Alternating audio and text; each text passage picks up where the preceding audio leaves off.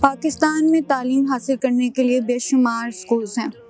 اور ان سکولز میں ایک تعلیمی نظام رائج ہے جس سے بے شمار بچے گزرتے ہیں، لیکن کیا وہ تعلیمی نظام بچوں کی ذہنی نشوونما کرنے میں کامیاب ہوتا ہے؟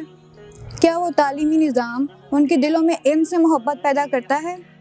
کیا وہ تعلیمی نظام انہیں غور و فکر کرنے پر مجبور کرتا ہے؟ یا پھر سب کچھ اس سے الٹ ہے اور بچے صرف نمبرز اور گریڈز حاصل کرنے کے چکر میں پھنس کر رہ جاتے ہیں؟ ان سب باتوں کو ذہن میں رکھتے ہوئے زاویہ ٹرسٹ اسکول قائم پایا، جس میں بچے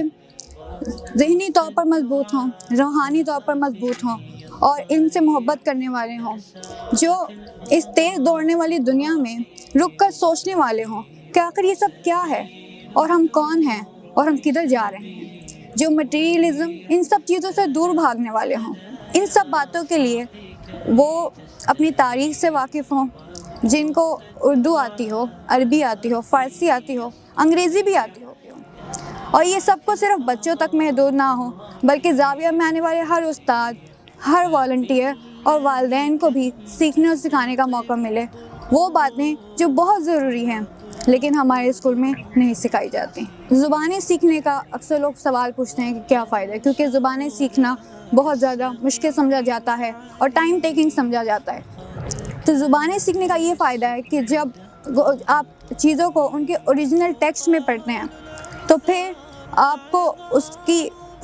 کو پوری طور پر سمجھنے کے آپ قابل ہوتے ہیں، اور اس میں سے جو سچ کی باتیں ہیں، حق کی باتیں ہیں اور سمجھنے کی بات ہے، اس کو آپ پوری طور پہ ابزارب کرنے کے قابل ہوتے ہیں اور پھر لوگوں کو بتانے کے قابل ہوتے ہیں۔ یہی چین ہے جس سے علم ایک بندے سے دوسرے بندے تک پہنچتا ہے، جیسے ایک دیے سے دوسرا دیا جلتا ہے۔ سبيل الدموع سبيل مريح تنهدى